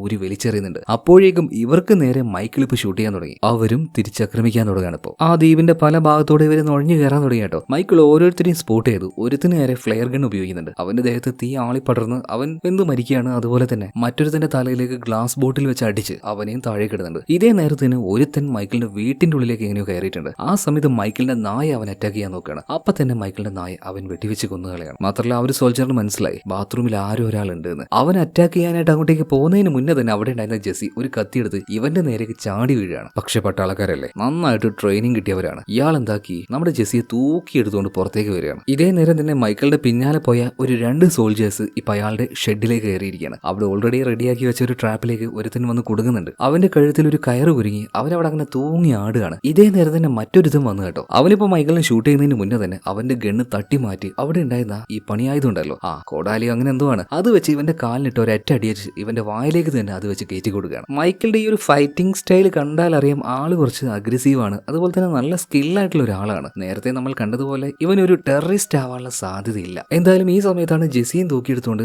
ആ ഒരു സോൾജർ പോകുന്നത്. എന്തായാലും അവിടെ ഉണ്ടായിരുന്ന മൈക്കിൾ അവനെയും ഷൂട്ട് ചെയ്ത് താഴെ ഇടുകയാണ്. അങ്ങോട്ടേക്ക് ചെന്ന് ജെസ്സിയെ രക്ഷപ്പെടുത്തുന്നുണ്ട്. എന്നാൽ ആ സമയത്ത് മൈക്കിളിന്റെ ഫേസ് എല്ലാം റെക്കോർഡ് ചെയ്യപ്പെടുന്നുണ്ടായിരുന്നു. അതായത് ഈ പട്ടാളക്കാരുടെ ദേഹത്തെല്ലാം ലൈവ് ക്യാമറകൾ ഉണ്ടായിരുന്നു കേട്ടോ. അതുകൊണ്ട് തന്നെ ഇവിടെ നടക്കുന്ന എല്ലാ കാര്യങ്ങളും റോബർട്ടോ കാണുന്നുണ്ട്. ആ ഒരു സർവൈലൻസ് സിസ്റ്റത്തിലൂടെ റോബർട്ടോ ഇത് കാണുന്നുണ്ടെങ്കിൽ അതിനർത്ഥം സ്റ്റീഫൻ മാൻഫോർട്ടും അത് കാണുന്നുണ്ടാവും എന്നല്ലേ. ഇപ്പൊ ജെസ്സിയോട് മൈക്കിൾ പറയണത് ഇവിടേക്ക് ഞാൻ ഇപ്പൊ വരാം, വേഗം വീട്ടിലേക്ക് പോകണം. അപ്പൊ കാണുന്ന കാഴ്ച എന്താ, ചത്ത് കിടക്കുന്ന അവന്റെ ആ ഒരു ഡോഗാണ്. പെട്ടെന്ന് തന്നെ അതിന്റെ അരികിലേക്ക് അവൻ പോവുകയാണ് കേട്ടോ. അതിനൊന്ന് തലോടിക്കൊണ്ട് എടാ എനിക്ക് നിന്നെ രക്ഷിക്കാൻ പറ്റിയില്ല, എന്നോട് ക്ഷമിക്കുന്നു പറയണം. അവന് നന്നായിട്ട് സങ്കടമാവുന്നുണ്ട്. കുറച്ചു നേരം അതിന്റെ അടുത്ത് നിന്ന് വേഗം തന്നെ എഴുന്നേൽക്കുകയാണ്. ഒരു പഴയ ഫോൺ ഉണ്ടായിരുന്നു, അതെടുത്ത് ആരും ഒരാളെ അവൻ വിളിക്കുന്നുണ്ട്. ഞാൻ നിന്റെ അടുത്തേക്ക് വരികയാണ്, റെഡി ആയിട്ട് നിന്നോന്ന് പറയാം. പിന്നീട് വേഗം തന്നെ ആ ഒരു ഫോണിന്റെ ബാറ്ററി ഊരി കളഞ്ഞു, സിം ഊരി കളയാണ്, എല്ലാം കൊണ്ടും ആ ഒരു ഫോൺ നശിപ്പിച്ച് കളയാണ്. ഇതിനുശേഷം അത്യാവശ്യം വേണ്ട കുറച്ച് സാധനങ്ങൾ മാത്രം എടുത്ത് നേരെ ജെസ്സിയുടെ അടുത്തേക്ക് പോയിട്ട് ഈ പട്ടാളക്കാർ വന്ന ഒരു സ്പീഡ് ബോട്ട് ഉണ്ടല്ലോ ഇതുമായിട്ട് ഈ ദ്വീപ് വിട്ട് പുറത്തേക്ക് പോവാണ്. ഇതേ സമയം തന്നെ ലൈവ് ക്യാമറയിലൂടെ ഈ കാര്യങ്ങളെല്ലാം കണ്ട റോബർട്ട് വിചാരിക്കുകയാണ്, അല്ല ആരാണ് ഇയാള് ഇത്രയും സ്കില്ലായിട്ടുള്ള സോൾജേഴ്സിനെ തന്നെ തോൽപ്പിക്കണമെങ്കിൽ അവരെക്കാൾ സ്കില്ലായിട്ടുള്ള ഒരാളായിരിക്കില്ലേ ഇപ്പൊ രക്ഷപ്പെട്ടു പോയവൻ. ഇതിനുശേഷം കാണിക്കുന്നത് ആ സ്പീഡ് ബോട്ടുമായിട്ട് നേരെ മെയിൻ ലാൻഡിലേക്ക് വന്ന ജെസ്സി മൈക്കിളിനെയാണ്. ഏകദേശം നേരം വെളുക്കാനായിട്ടുണ്ട്. കയ്യിലൊരു ഗണ്ണും ഉണ്ട് കേട്ടോ. എന്തായാലും നമുക്ക് ഇവിടുന്ന് രക്ഷപ്പെടാനായിട്ട് വേഗം ഒരു വണ്ടി കണ്ടുപിടിക്കണമെന്ന് ഇപ്പൊ മൈക്കിൾ പറയണം. ഇപ്പൊ ജെസ്സി പറയണ, അങ്കിളെ നിങ്ങളുടെ ദേഹത്ത് നിന്ന് രക്തം വരുന്നുണ്ടല്ലോ. ഇപ്പൊ മൈക്കിൾ അതൊന്നും വലിയ കാര്യമാക്കുന്നില്ല. അതൊന്നും നോക്കാൻ ഇപ്പൊ നേരമില്ല, എത്രയും പെട്ടെന്ന് തന്നെ നമുക്കൊരു കാറ് കണ്ടുപിടിക്കണം. അങ്ങനെ ഇവര് നോക്കുമ്പോൾ ഒരു വീടിന്റെ മുറ്റത്ത് ഒരു കാറ് കിടക്കുന്ന കാണുന്നുണ്ട്. പക്ഷെ അതിന്റെ ചാവി അതിലില്ലായിരുന്നു. അപ്പൊ ചാവി ഞാൻ എങ്ങനെയെങ്കിലും എടുത്തിട്ട് വരാം, ഈ ഗണ്ണ് തൽക്കാലം നീ പിടിക്കും, ഇനി എന്തെങ്കിലും ഉണ്ടായാൽ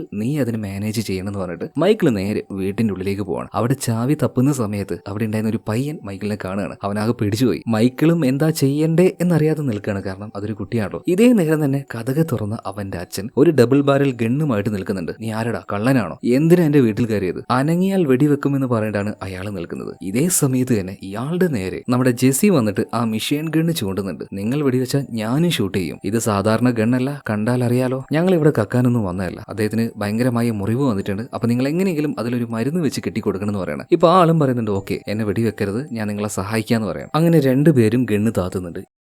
ഇതേ സമയത്ത് തന്നെ റോബർട്ട അവളുടെ ആ ഒരു സിസ്റ്റം പൂർണ്ണമായിട്ടും ചെക്ക് ചെയ്യുന്ന സമയത്ത് ഒരു കാര്യം കണ്ടുപിടിക്കുകയാണ്. അതായത് അവളുടെ അസിസ്റ്റന്റ് ആണ് ആ ഒരു കാര്യം കണ്ടുപിടിച്ച് അവളോട് പറയുന്നത്, ഈ ഒരു സിസ്റ്റത്തിൽ കാണുന്ന ഇയാളുടെ പ്രൊഫൈൽ ഇയാൾ ഒരു ടെററിസ്റ്റ് ആണ് എന്നല്ലേ, ഭീകരനായിട്ടുള്ള ഒരു ടെററിസ്റ്റ്. പക്ഷെ ആ ഒരു ഫേക്ക് ആയിട്ട് ക്രിയേറ്റ് ചെയ്ത ഒരു പ്രൊഫൈലാണത്. യഥാർത്ഥത്തിൽ അയാൾ ഒരു സോൾജറോ അങ്ങനെ എന്തോ ആണ്, ഒരു ഗവൺമെന്റ് ഒഫീഷ്യൽ ആയിരുന്നു ഒരു സമയത്ത്. എന്നാൽ അയാളെ കുറിച്ച് കൂടുതലായിട്ട് മനസ്സിലാക്കാൻ ശ്രമിക്കുന്ന സമയത്ത് കൂടുതൽ ഡാറ്റാസ് ഒന്നും അതിലില്ല. അതുപോലെ തന്നെ അതിൽ മെൻഷൻ ചെയ്തിട്ടുള്ളത് അയാൾ മരിച്ചു എന്ന രീതിയിലാണ്. പക്ഷെ എന്നിട്ടും എന്തിനാണ് അയാളുടെ പേര് മാറ്റി അയാൾ ഒരു ടെററിസ്റ്റ് എന്ന രീതിയിൽ ഒരു പ്രൊഫൈൽ ഇതിൽ ക്രിയേറ്റ് ചെയ്ത് വെച്ചിരിക്കുന്നത്? അപ്പൊ തന്നെ റോബർട്ടയ്ക്ക് ഒരു കാര്യം മനസ്സിലായി, ഇതിന്റെ പിന്നിൽ മറ്റാരും ഒരാൾ കളിക്കുന്നുണ്ട് എന്ന്. അതാരായിരിക്കും? ഇതിന്റെ മുന്നത്തെ മേധാവിയായിട്ടുള്ള സ്റ്റീഫൻ മാൻഫോർട്ട്, അയാള് തന്നെ. അപ്പൊ നമുക്ക് ഉറപ്പിക്കാല്ലേ, കഥയിലെ വില്ലൻ ഇയാള് തന്നെ, സ്റ്റീഫൻ മാൻഫോർട്ട്. എന്തൊക്കെയോ ചില കാര്യങ്ങൾ ഇയാൾ ഒളിപ്പിക്കാൻ ശ്രമിക്കുന്നുണ്ട്. ഇയാൾ മനഃപൂർവ്വം തന്നെ നമ്മുടെ മൈക്കിളിനെ ടാർഗറ്റ് ചെയ്യാണ്. എന്തിനായിരിക്കും അത്? ഇതേ സമയത്ത് തന്നെ മൈക്കിൾ നേരത്തെ ഒരു വീട്ടിലേക്ക് കയറിയായിരുന്നല്ലോ. ആ സമയത്ത് അവിടെ ഉണ്ടായിരുന്ന പയ്യൻ എമർജൻസി നമ്പറിലേക്ക് വിളിച്ച് ഒരു പരാതി കൊടുത്തിട്ടുണ്ടായിരുന്നു. സോ ആ പരാതി ഇപ്പോ റബേക്കയ്ക്ക് കിട്ടുകയാണ്, സോറി റോബർട്ടയ്ക്ക് കിട്ടുകയാണ്. അവർ പിന്നീട് മനസ്സിലാക്കുകയാണ്, അതായത് ആ ഒരു പയ്യന്റെ വീട്ടിലേക്ക് കയറിയിരിക്കുന്നത് മറ്റാരുമല്ല, മൈക്കിളും അവന്റെ കൂടെയുള്ള ആ ഒരു പെൺകുട്ടിയാണ്. സോ എത്രയും പെട്ടെന്ന് തന്നെ ഒരു ടീമിനെ അങ്ങോട്ടേക്ക് അയക്കാൻ വേണ്ടി റോബർട്ട് പറയാണ്. ഇപ്പൊ ആ ഓഫീസിൽ ഉണ്ടായിരുന്ന സ്റ്റീഫൻ മാൻഫോർട്ടിന്റെ ചാരൻ ഈ ഒരു കാര്യം വേഗം തന്നെ അയാളെ അറിയിക്കുന്നുണ്ട്. അവിടെ നടക്കുന്ന എല്ലാ കാര്യങ്ങളും അറിയാനുള്ള സിസ്റ്റം ഇപ്പോൾ ഈ സ്റ്റീഫന്റെ കയ്യിലുണ്ട് കേട്ടോ. എന്തായാലും അവർക്ക് മൈക്കിളിനെ കിട്ടുന്നതിന് മുന്നേ തന്നെ സ്റ്റീഫന് അവനെ പിടിക്കണം. സോ സ്റ്റീഫൻ ഈ ഒരു ജോലി വേറൊരുത്തിനെ ഏൽപ്പിക്കുകയാണ്, ഒരു ഏജന്റിനെ. അയാൾ വിളിക്കുന്നത് ഏജന്റ് വർക്ക്മാൻ എന്നാണ്. നമുക്ക് വേണമെങ്കിൽ ഏജന്റ് 70 എന്ന് വിളിക്കാം. എന്തായാലും ഇതൊന്നും അവരുടെ റിയൽ നെയിം ആയിരിക്കില്ല. സോ എന്തായാലും ആ ഒരു ഏജന്റിനെ വിളിച്ച് സ്റ്റീഫൻ മാൻഫോർട്ട് ഈ മിഷൻ കൊടുക്കുകയാണ്. അതായത് ഇപ്പോഴും അണ്ടർഗ്രൗണ്ടിൽ ഇരുന്നുകൊണ്ട് ഞാൻ ജോലി ചെയ്യുന്നുണ്ട്. സോ ഞാൻ പറയുന്ന കാര്യങ്ങൾ മാത്രം നീ കേട്ടാൽ മതി, ഓഫീസിൽ ഒരു കാര്യം റിപ്പോർട്ട് ചെയ്യേണ്ടെന്ന് വർക്ക്മാനോട് സ്റ്റീഫൻ മാൻഫോർട്ട് പറയാണ്. അതുപോലെ തന്നെ ഈ സ്റ്റീഫൻ മാൻഫോർട്ടിന്റെ ഒരു പ്രധാനിയായിട്ടുള്ള ആളാണ് ഈ ഒരു വർക്ക്മാൻ. ഇതിനുശേഷം കാണിക്കുന്നത് നമ്മുടെ മൈക്കിൾ ഉണ്ടല്ലോ, അവന്റെ ദേഹത്ത് ഒരു മുറിവായിട്ടുണ്ടായിരുന്നു. സോ ആ ഒരു മുറിവെല്ലാം ആ ഒരു കർഷകൻ വെച്ച് കെട്ടിക്കൊടുക്കുകയാണ്. ഈ നേരത്താണ് പുറത്ത് ഒരുപാട് പോലീസ് വാഹനങ്ങൾ വന്ന് അകന്ന് നിൽക്കുന്ന ശബ്ദം ഇവര് കേൾക്കുന്നത്. ഇപ്പൊ ആ ഒരു ഫാർമർ ഉണ്ടല്ലോ, ഇയാളുടെ മകൻ വന്നിട്ട് പറയണ എനിക്കൊരു അബദ്ധം പറ്റി, ഞാൻ അറിയാതെ പോലീസിനോട് ഈ ഒരു കാര്യം വിളിച്ച് പറഞ്ഞു പോയി. ഇപ്പൊ ആ ഒരു കുട്ടിയുടെ അച്ഛൻ, അതായത് ആ ഒരു ഫാർമർ പറയണ നിങ്ങളാരും പേടിക്കണ്ട, ഞാൻ തന്നെ പോയിട്ട് അവരോട് കാര്യങ്ങൾ സംസാരിച്ചോളാം, വിഷയം ഇവിടെ തീർത്തു തരാന്ന് പറയണം. അപ്പൊ അത് പറയാനായിട്ട് ഈ ഫാർമർ ഇയാളുടെ വാതിൽ തുറന്നതും ഇയാളുടെ തലയിലേക്ക് ഒരു ബുള്ളറ്റ് വന്ന് കയറുകയാണ്. തല പൊട്ടി പൊളിഞ്ഞുപോയി. ഷൂട്ട് ചെയ്തത് അവിടെ ഉണ്ടായിരുന്ന പോലീസുകാരായിരുന്നില്ല, പകരം സ്റ്റീഫൻ മാൻഫോർഡ് ഏർപ്പാടാക്കിയ ആ ഏജന്റ് ഉണ്ടല്ലോ, ഏജന്റ് വർക്ക്മാൻ, അയാളായിരുന്നു ഷൂട്ട് ചെയ്തത്. അയാൾക്ക് ഒരേ ഒരു ലക്ഷ്യമുള്ളൂ, എങ്ങനെയെങ്കിലും മൈക്കിളിനെ കൊന്നുകളയുക. അതാണ് അവന് കിട്ടിയ ഓർഡർ. അതായത് ഒരിക്കലും മൈക്കിളിനെ ജീവനോടെ പിടികൂടാൻ പാടില്ല. അവന് പിടികൂടി കഴിഞ്ഞാൽ ചിലപ്പോൾ അവനെ ചോദ്യം ചെയ്യും, അവന്റെ വായിലെ ചില രഹസ്യങ്ങൾ പുറത്തു വരും. അത് സ്റ്റീഫൻ മാൻഫോർട്ടിന് പ്രശ്നം ഉണ്ടാക്കും. എന്തായാലും ഇപ്പൊ പോലീസുകാർക്ക് മനസ്സിലാവുന്നില്ല ആരാ ഷൂട്ട് ചെയ്തതെന്ന്. ഇപ്പൊ ആ ഒരു ഫാർമറുടെ മോനുണ്ടല്ലോ, അച്ഛൻ വെടിയേറ്റ് വീണത് കണ്ട് അവനും അങ്ങോട്ടേക്ക് ഓടി പോകുന്നുണ്ട് കേട്ടോ. പെട്ടെന്ന് തന്നെ അങ്ങോട്ടേക്ക് ചെന്ന് മൈക്കിൾ അവനെ പിടിച്ച് ഉള്ളിലേക്ക് വലിക്കുകയാണ്. അല്ലെങ്കിൽ അവനെയും ആ ഒരു ഏജന്റ് വർക്ക്മാൻ വെടിവെച്ച് കൊന്നേനെ. അപ്പോഴേക്കും പോലീസുകാർ ആ വീടിന്റെ ഉള്ളിലേക്ക് ഇരച്ച് കയറിയിട്ടുണ്ട്. ഇവരെയൊക്കെ മൈക്കിൾ നന്നായിട്ട് നേരിടുന്നുണ്ട്. പക്ഷേ ഈ പോലീസുകാരും അവൻ കൊല്ലുന്നില്ല, പകരം അവരെ ഇടിച്ചിട്ട് രക്ഷപ്പെടാൻ വേണ്ടി മാത്രമേ നോക്കുന്നുള്ളൂ. ഇപ്പൊ ജെസ്സിയെ കൂട്ടി മൈക്കിൾ നേരെ വീടിന്റെ പിറകിലേക്ക് പോവാണ്. അപ്പോഴേക്കും അങ്ങോട്ടേക്ക് 2 പോലീസുകാർ വരുന്നുണ്ട്, അവരെ ഇടിച്ചിടുകയാണ്. പക്ഷേ കൊല്ലുന്നില്ല കേട്ടോ. ഞാൻ നേരത്തെ പറഞ്ഞതുപോലെ ഇപ്പൊ ലാസ്റ്റ് ആയിട്ട് ഒരു പോലീസുകാരനെ ബാക്കിയുള്ളൂ. ഇയാൾ പറയുന്നുണ്ട് എന്നൊന്നും ചെയ്യലേന്ന്. എന്തായാലും മൈക്കിൾ അയാളൊന്നും ചെയ്തില്ല. പക്ഷെ അയാളുടെ കയ്യിൽ നിന്ന് ചാവി മേടിച്ച് ആ പോലീസുകാരുടെ കാർ ഉപയോഗിച്ച് ഇവിടുന്ന് രക്ഷപ്പെടണം. അപ്പൊ തന്നെ ഇവരുടെ പിന്നാലെ ഏജന്റ് വർക്ക്മാനും വരുന്നുണ്ട്. ഇതെല്ലാം ലൈവായിട്ട് തന്നെ റോബർട്ട കാണുന്നുണ്ട് കേട്ടോ. പക്ഷെ അവൾക്ക് തിരിയുന്നില്ല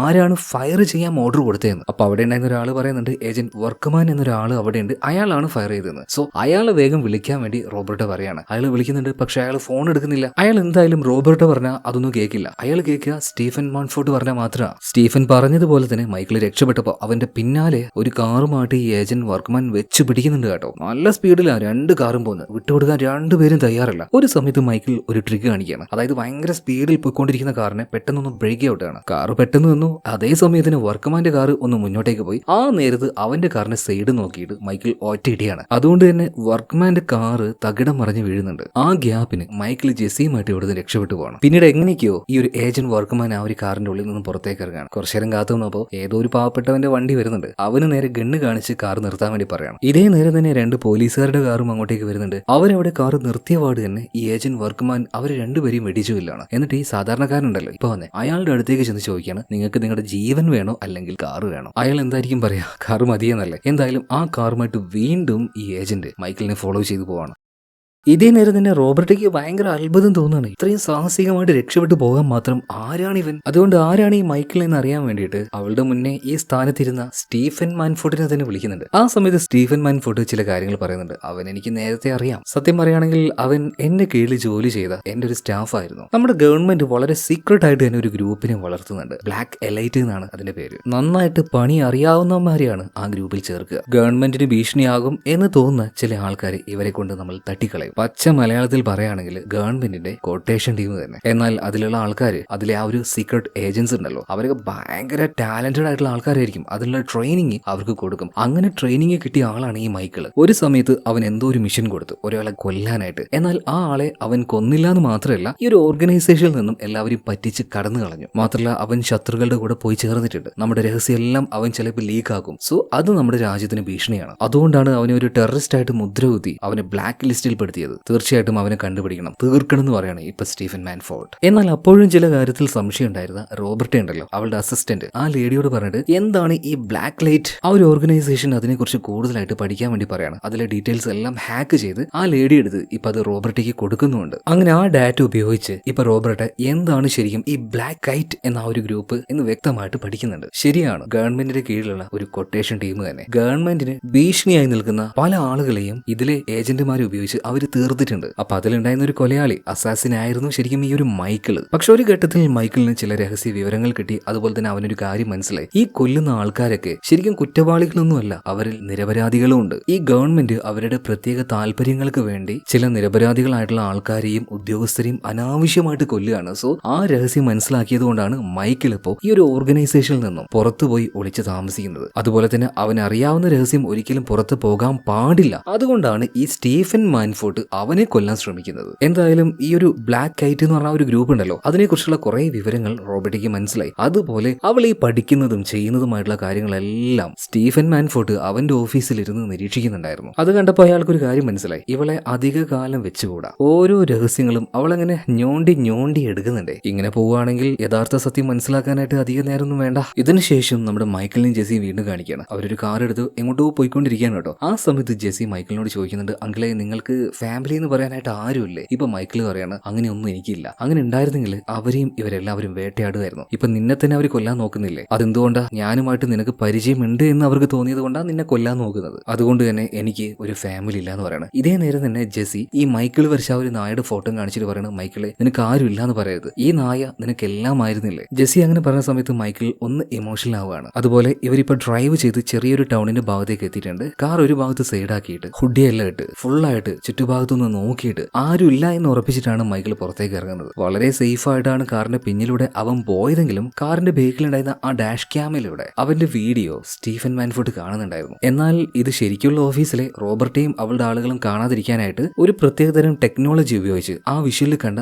മൈക്കിളിനെയും ജെസ്സിയും ഇയാൾ മായ്ച്ചു കളയാണ്. എന്നിട്ട് ആ ലൊക്കേഷൻ ഐഡന്റിഫൈ ചെയ്തിട്ട് സ്റ്റീഫൻ മാൻഫോർട്ട് ഇയാളുടെ ആളുകളെ അങ്ങോട്ടേക്ക് അയക്കുന്നുണ്ട്. ഇതേ നേരം തന്നെ മൈക്കിളും ജെസ്സിയും കൂടെ അവിടെ ഉണ്ടായിരുന്നു ഒരു ചർച്ചിലേക്ക് വന്ന് കയറുകയാണ്. അവിടെ ഇവർക്കായിട്ട് ഒരാൾ കാത്തിരിക്കുന്നുണ്ടായിരുന്നു. ആളുടെ പേര് ഓർദർ ബൂത്ത് എന്നാണ്. പിന്നീട് വളരെ രഹസ്യമായിട്ട് തന്നെ ഈ ഓർദർ ഉണ്ടല്ലോ, ഇവർ രണ്ടുപേരെയും കാറിൽ കയറ്റി കാട്ടിലുണ്ടായിരുന്ന ഇയാളുടെ വീട്ടിലേക്ക് പോവാണ്. കുറച്ചുകൂടി സുരക്ഷിതമായിട്ടുള്ള ഒരു സ്ഥലമാണിത്. വീട്ടിലേക്ക് വന്ന പാടിനെ രണ്ടുപേരോടും റെസ്റ്റ് എടുക്കാനായിട്ട് ഓർദർ പറയുന്നുണ്ട്. എന്നാൽ ഇതേ നേരം തന്നെ ജെസ്സി ആണെങ്കിൽ ആ വീട് മുഴുവൻ അങ്ങനെ ചുറ്റി നടന്ന് കാണായിരുന്നു. ആ നേരത്ത് ഒരു റൂമിൽ കുറെ അധികം മരുന്നിന്റെ ബോട്ടിൽ അവൾ കണ്ടു. അതെന്താണെന്ന് അവൾ എടുത്ത് നോക്കുന്നുണ്ട്. ഇതേ നേരം തന്നെ ഓർദർ മൈക്കിളിനോട് ഒരു കാര്യം പറയുന്നുണ്ട്, മൈക്കിളെ ചെറുതായിട്ട് പ്രശ്നങ്ങൾ പാളിയിട്ടുണ്ട്. അതായത് ഗവൺമെന്റ് ഉപയോഗിക്കുന്ന ആ ഒരു സർവൈലൻസ് സിസ്റ്റം ഉണ്ടല്ലോ, അത് ഡെവലപ്പ് ചെയ്തത് തന്നെ ഈ ഓർദറാണ്. സോ അതുകൊണ്ട് ഒഫീഷ്യൽ അല്ലെങ്കിലും അവന്റെ കയ്യിലും ഇതിന്റെ ഒരു കോപ്പി ഉണ്ട്. അതുകൊണ്ട് തന്നെ എന്താണ് മൈക്കിളിനെതിരെ ഇവര് ചെയ്യുന്നതെന്ന് അത് നോക്കിയാൽ ഈ ഓർദറിന് മനസ്സിലാവും. അതായത് ഈ സ്റ്റീഫൻ മാൻഫോർട്ടിന് എങ്ങനെയെങ്കിലും മൈക്കിളിനെ പിടിക്കണം, കൊന്നുകളയണം. അതിനായിട്ട് അവൻ എന്താ ചെയ്തതെന്നറിയോ? ഏതോ ഒരു പട്ടാളക്കാരന്റെ പ്രൊഫൈൽ എടുത്ത് ആ പ്രൊഫൈലില് അവന്റെ തല മാറ്റി വെച്ച്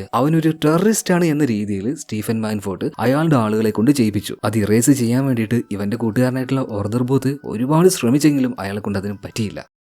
ഇതേ സമയത്ത് തന്നെ മൈക്കിൾ ഇപ്പോൾ ഓർദറിനോട് ഒരു കാര്യം ചോദിക്കുകയാണ്, എനിക്ക് എന്തായാലും എവിടെയും സുരക്ഷിതമായിട്ടിരിക്കാൻ കഴിയില്ല. ഇപ്പൊ എന്റെ തലയിൽ ആ ഒരു ബ്ലാക്ക് ലിസ്റ്റ് വന്നു കഴിഞ്ഞു. പക്ഷെ ഞാൻ പോകുന്ന എല്ലാ സ്ഥലത്തേക്കും ആ ഒരു പെൺകുട്ടിയെ കൊണ്ടുപോകാന്ന് പറഞ്ഞാൽ അത് പ്രാക്ടിക്കൽ അല്ല. പറ്റുവാണെങ്കിൽ അവളെ കുറച്ച് നാളത്തേക്ക് നീ നോക്കുമെന്ന് ചോദിക്കണം. എന്നാൽ അപ്പൊ തന്നെ ഓർദർ പറയണ, ഇല്ല എന്നെ കൊണ്ട് അതിന് പറ്റില്ല എന്ന് പറയണം. ഇതേ സമയത്തിന് അങ്ങോട്ടേക്ക് വന്ന ജെസ്സി പറയണ, ശരിയാണ്, ആ അങ്കിളിന് അതിനെ കൊണ്ട് പറ്റില്ല, കാരണം അദ്ദേഹം മരിച്ചുകൊണ്ടിരിക്കുകയാണ്. ഓർദർ ബൂത്തിന് ക്യാൻസർ ആണ്. അതിന്റെ മരുന്നുകളായിരുന്നു അയാളുടെ മുറിയിൽ ഉണ്ടായിരുന്നത്. ആ മരുന്നാണ് ജെസ്സി കണ്ടത്. അവൾക്ക് എങ്ങനെയാണ് ഈ മരുന്ന് ക്യാൻസറിന് ഉള്ളതാണെന്ന് മനസ്സിലായത്? കാരണം അവളുടെ അമ്മയും ഇതേ മരുന്ന് തന്നെയാണ് കഴിച്ചിരുന്നത്. ക്യാൻസർ വന്നു തന്നെയാണ് ജെസ്സിയുടെ അമ്മയും മരണപ്പെട്ടത്. അതായത് ഓർദറിന്റെ ആ ഒരു ദയനീയാവസ്ഥ കൊണ്ടാണ് അവൻ പറഞ്ഞത്, എനിക്ക് ആ പെൺകുട്ടിയെ നോക്കാൻ കഴിയില്ല എന്ന്. കുറച്ച് മാസങ്ങൾക്കുള്ളിൽ തന്നെ അവൻ എന്തായാലും മരിച്ചു പോകും. ഇപ്പൊ മൈക്കിളിനെ ജെസ്സി ഒരു ഭാഗത്തേക്ക് വിളിച്ചു കൊണ്ടുപോകണം. എന്നിട്ട് ചോദിക്കുകയാണ്, അങ്കിളെ ഞാൻ നിങ്ങൾക്ക് വലിയൊരു ശല്യമായല്ലേ, എന്നെ ഒഴിവാക്കാൻ നോക്കുകയല്ലേ, ഞാൻ ഒരുപാട് ബുദ്ധിമുട്ടുണ്ടാക്കുന്നുണ്ടെങ്കിൽ കുഴപ്പമൊന്നുമില്ല, എന്റെ കൂടെ അങ്കിൾ എപ്പോഴും വരണമെന്നില്ല, ഞാൻ ഒറ്റയ്ക്ക് പോയിക്കോളാം എന്ന് പറയണം. എന്തായാലും അവൾ ഒറ്റയ്ക്ക് വിടാൻ മൈക്കിൾ തയ്യാറായിരുന്നില്ല. കാരണം ആ പെൺകുട്ടിക്ക് ആരുമില്ല, അവൾ നോക്കാനായിട്ട് ആരുമില്ല. എന്നാൽ ഈ സമയത്താണ് മൈക്കിളിന്റെ കൂട്ടുകാരനായിട്ടുള്ള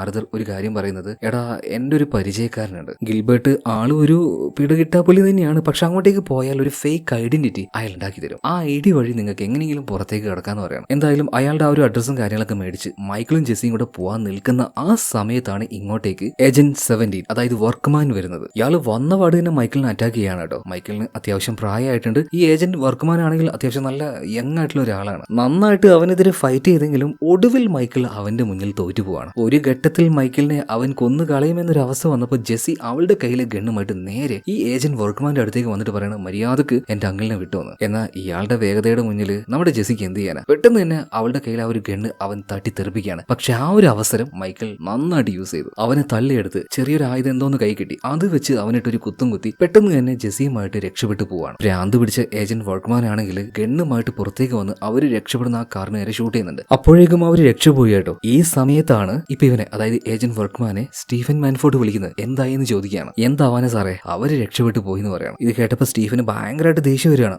ഇവനെ കൊണ്ട് ഒറ്റയ്ക്ക് എന്തായാലും ഒന്നും നടക്കില്ല, ഒരു ടീം തന്നെ സെറ്റ് ആക്കണമെന്ന് പറഞ്ഞിട്ട് മൈക്കിളിനെ കൊല്ലാനായിട്ട് ഇയാൾ മറ്റൊരു ടീമിനെ റെഡിയാക്കുകയാണ്. അതുപോലെ തന്നെ മൈക്കിളും ജെസ്സി ആണെങ്കിലോ അവരിപ്പോ നേരെ പോകുന്നത് ഓർദർ ബൂത്ത് പറഞ്ഞതുപോലെ തന്നെ ഈ ഫേക്ക് ഐഡന്റിറ്റിയും കാര്യങ്ങളൊക്കെ ഉണ്ടാക്കുന്ന ഗിൽബർട്ട് എന്ന് പറഞ്ഞ ആളുണ്ടല്ലോ അയാളുടെ അടുത്തേക്കാണ്. ഇതിനുശേഷം നമ്മുടെ റോബർട്ടെ കാണിക്കുകയാണ്. അവൾ ആ ഒരു സിസ്റ്റം ഉപയോഗിക്കുന്ന സമയത്ത് അവൾക്കൊരു കാര്യം മനസ്സിലായി. അവളെ കൂടാതെ അതായത് അതായത് അവളുടെ ഈ ഒരു ഓഫീസിലുള്ള ആൾക്കാരെ കൂടാതെ തന്നെ മറ്റാരും ഇതിനെ ആക്സസ് ചെയ്ത് ഇത് നന്നായിട്ട് യൂസ് ചെയ്യുന്നുണ്ട് അവൾക്ക് മനസ്സിലായി. അപ്പൊ ആ ഒരു കള്ളൻ അത് ആരാണെന്ന് പിടിക്കാൻ വേണ്ടിയിട്ട് തന്നെ അവൾ ഈ ഒരു സിസ്റ്റത്തിന്റെ ഉള്ളിൽ ചെറിയൊരു ട്രാപ്പ് സെറ്റ് ചെയ്യുന്നുണ്ട്. ട്രാപ്പ് എന്ന് പറഞ്ഞാൽ നമ്മൾ ഈ കാണുന്ന പോലെ ഫിസിക്കൽ ആയിട്ടുള്ള ഒരു ട്രാപ്പ് അല്ല, ഒരു ഡിജിറ്റലി ആയിട്ടുള്ള ഒരു ട്രാപ്പ്. ഇതേ സമയത്ത് തന്നെ ആർതർ പറഞ്ഞ ആ ഒരു ക്ലബിന്റെ അടുത്തേക്ക് ഇപ്പൊ മൈക്കിളും ജെസ്സിയും വന്നിട്ടുണ്ട്. അവർ ആ ഒരു ക്ലബിലേക്ക് കയറുന്നതിന് മുന്നേ തന്നെ അവിടെ ഉണ്ടായിരുന്ന CCTVയിലേക്ക് നമ്മുടെ മൈക്കിൾ നോക്കുന്നുണ്ട് കേട്ടോ. അതായത് അവർ കണ്ടോട്ടെ എന്ന് വെച്ച് തന്നെയാണ് നോക്കിയത്. അവന്റെ ഉള്ളിൽ മറ്റെന്തോ ഒരു പ്ലാൻ കൂടെ ഉണ്ടായിരുന്നു. എന്തായാലും ഇതിനുശേഷം നേരെ ആ ഒരു ക്ലബിന്റെ ഉള്ളിലേക്ക് പോവാണ്. ഗിൽബർട്ട് എന്ന് പറഞ്ഞ ആളെ കാണുന്നുണ്ട്, കാര്യങ്ങൾ സംസാരിക്കുകയാണ്. അതായത് ജെസ്സിക്ക് വേണ്ടി ഒരു ഫേക്ക് ഐഡിയ ഉണ്ടാക്കാൻ വേണ്ടി പറയണം. എന്നാൽ ഇത് കേട്ടപാടിന് ഇയാൾ ചാടി എഴുന്നേറ്റ് ചൂടാവുകയാണ്. നിങ്ങളോട് ആരാ പറഞ്ഞത് ഞാൻ ഇമാതിരി പരിപാടി ചെയ്യുന്നുണ്ടെന്ന്? പൊയ്ക്കേ ഇവിടുന്ന് പൊയ്ക്കേന്ന് പറയണം. എന്നാൽ അതേ നേരം തന്നെ മൈക്കിള് ഇയാളോട് പറയുന്നുണ്ട്, അല്ല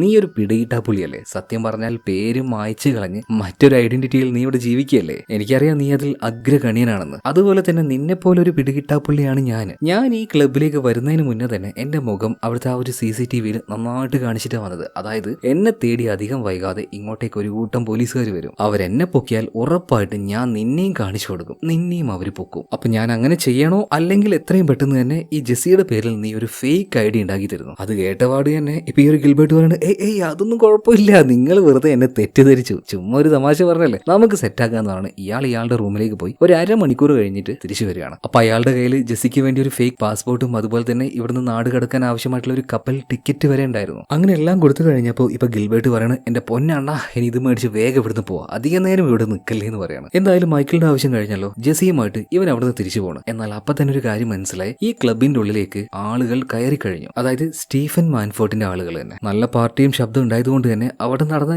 ചെറിയ 1-2 വെടിവെപ്പുകളുടെ ഒച്ച ആരും കേട്ടില്ല കേട്ടോ. 1-2 ആൾക്കാരെ തല്ലി താഴെയിട്ട് മൈക്കിൾ പതിയെ മുന്നോട്ടേക്ക് പോകണം. പക്ഷേ പിന്നീട് ഒരുപാട് ആൾക്കാർ വരുന്നുണ്ട്, ഇവർ അങ്ങോട്ടും ഇങ്ങോട്ടും ഷൂട്ട് ചെയ്യാൻ തുടങ്ങുകയാണ്. മൈക്കിളിനെ കൊല്ലാൻ വേണ്ടി തന്നെ ഇപ്പൊ ഉണ്ടായ ശബ്ദം എല്ലാവരും അറിഞ്ഞു കേട്ടോ. എല്ലാവരും പേടിച്ചു, അങ്ങോട്ടും ഇങ്ങോട്ടും 4 ഭാഗത്തേക്ക് ഓടിക്കൊണ്ടിരിക്കുക. ഇതിനിടയിൽ അങ്ങോട്ടും ഇങ്ങോട്ടേക്കുള്ള ഫയറിങ്. പരമാവധി ഇങ്ങോട്ടേക്ക് വന്ന സ്റ്റീഫന്റെ ആൾക്കാരെയൊക്കെ മൈക്കിൾ തീർത്തിട്ടുണ്ട് കേട്ടോ.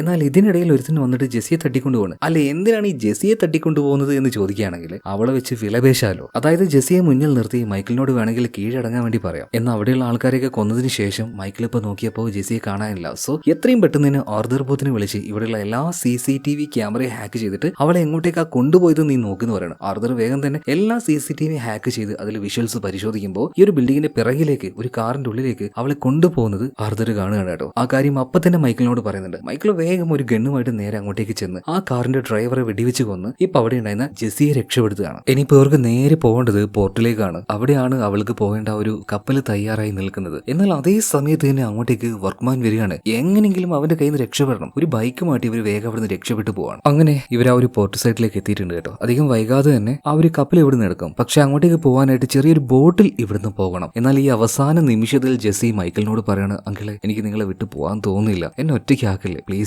എന്ത് റിസ്ക് എടുത്താലും കുഴപ്പമില്ല, എന്നെ നിങ്ങളുടെ കൂടെ നിർത്തുമെന്ന് ചോദിക്കുകയാണ്. കാരണം അവൾക്കായിട്ട് ആരുമില്ല ഈ ലോകത്തിൽ. ആദ്യം ഈ ഒരു മനുഷ്യനെ ജെസ്സി തെറ്റിദ്ധരിച്ചെങ്കിലും ഈ മനുഷ്യൻ എത്രത്തോളം നല്ലവനാണെന്ന് അവൾക്ക് മനസ്സിലായി. അതുകൊണ്ടാണ് അവളിങ്ങനെ ചോദിക്കുന്നത്. മൈക്കിൾ മനസ്സിലായി ഈ നേരത്തെ ഇവളിങ്ങനെ വർത്താനം പറഞ്ഞു തന്നാൽ ശരിയാവില്ല, ഒറ്റ തള്ളാണ് താഴെ അവളെ കൊണ്ടുപോകാനായിട്ടുള്ള ബോട്ടും കാര്യങ്ങളൊക്കെ റെഡിയായി നിൽക്കുന്നുണ്ടായിരുന്നു. അതിലേക്കാണ് അവൾ വീഴുന്നത്. എന്തായാലും അവളെയുമായിട്ട് ഒരാൾ വേഗം തന്നെ ആ പ്രധാന കപ്പലിലേക്ക് പോവാണ്. അവൾ പോയി കഴിഞ്ഞപ്പോൾ നമ്മുടെ മൈക്കിളിന് സമാധാനമായി.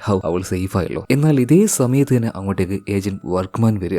ഇനിയിപ്പോ നമ്മുടെ മൈക്കിളിന് ഓടി രക്ഷപ്പെടേണ്ട ആവശ്യമില്ല, അവനോട് നേർക്ക് നേരെ ഏറ്റുമുട്ടുക തന്നെ. ആ ഒരു ഏറ്റുമുട്ടൽ അത്ര നിസാരമായിരിക്കില്ല എന്ന് നിങ്ങൾക്കറിയാലോ. കാരണം ഒരു സമയത്ത് മൈക്കിളിനെ തൂപ്പിച്ച ആളാണ് ഈ വർക്ക്മാൻ. ആരോഗ്യം കൊണ്ടും യൗവനം കൊണ്ടും അവൻ തന്നെയാണ് മുന്നിൽ. പക്ഷെ ഒരു ഫൈറ്റ് എന്ന് പറയുന്ന സമയത്ത് അവിടെ ആരോഗ്യം മാത്രമല്ലല്ലോ വർക്കാവുന്നത്. ഫൈറ്റ് ചെയ്യുന്ന സമയത്ത് ഓരോ സ്ട്രാറ്റജി ഉപയോഗിക്കണം. അവരുടെ വേഗത വലിയ പ്രധാനമുള്ള കാര്യമാണ്. എന്തായാലും രണ്ടുപേരും തമ്മിൽ അങ്ങോട്ടും ഇങ്ങോട്ടും കിടിലം ഫൈറ്റാണ്. എന്നാൽ ഒരു ഘട്ടത്തിൽ മൈക്കിൾ അവിടെ ഉണ്ടായിരുന്ന ഒരു കമ്പി വലിച്ചെടുക്കണം. അതിലൊരു ചങ്ങല ഉണ്ടായിരുന്നു. ഇത് വെച്ച് അവനിട്ട് നല്ല കീച്ചു കൊടുക്കുകയാണ്. കീച്ചു എന്ന് പറഞ്ഞാൽ നല്ല ഒന്നാം തരം അടി. അവസാനം ആ ചങ്ങല വെച്ച് അവന്റെ കഴുത്ത് ഞെരിച്ച് മൈക്കിൾ കൊന്നു കളയുന്നുണ്ട്. അങ്ങനെ ആ രാത്രി കഴിഞ്ഞു. പിറ്റേ ദിവസം രാവിലെയായി. ഇപ്പൊ കാണിക്കുന്നത് സ്റ്റീഫൻ മാൻഫോർട്ടിനെയാണ്. അയാളുടെ വീട്ടിലാണ് കേട്ടോ. ഇപ്പൊ എന്തൊക്കെയോ ചില സംശയങ്ങൾ തോന്നിയ സ്റ്റീഫൻ മാൻഫോർട്ട് നേരെ പുറത്തേക്ക് നോക്കുകയാണ്. ഇയാളുടെ കാവലിനായിട്ട് കുറച്ച് സെക്യൂരിറ്റി ഗാർഡുകൾ ഉണ്ടായിരുന്നു. ഇവന്മാരൊക്കെ അവിടെ ചത്തു കിടക്കുകയാണ്. പണി പാളിയല്ലോ എന്ന് സ്റ്റീഫൻ മാൻഫോർട്ടിന് മനസ്സിലായി. അതുപോലെ തന്നെ അവൻ പെട്ടെന്ന് തിരിഞ്ഞു നോക്കുമ്പോൾ ദാണ്ടി നിൽക്കുന്നു അവന്റെ കാലൻ അവന്റെ മുന്നിൽ. മറ്റാരുമല്ല, മൈക്കിൾ മേസൺ തന്നെ. ഇപ്പൊ മൈക്കിൾ മേസൺ അവനോട് ചോദിക്കുന്നുണ്ട്,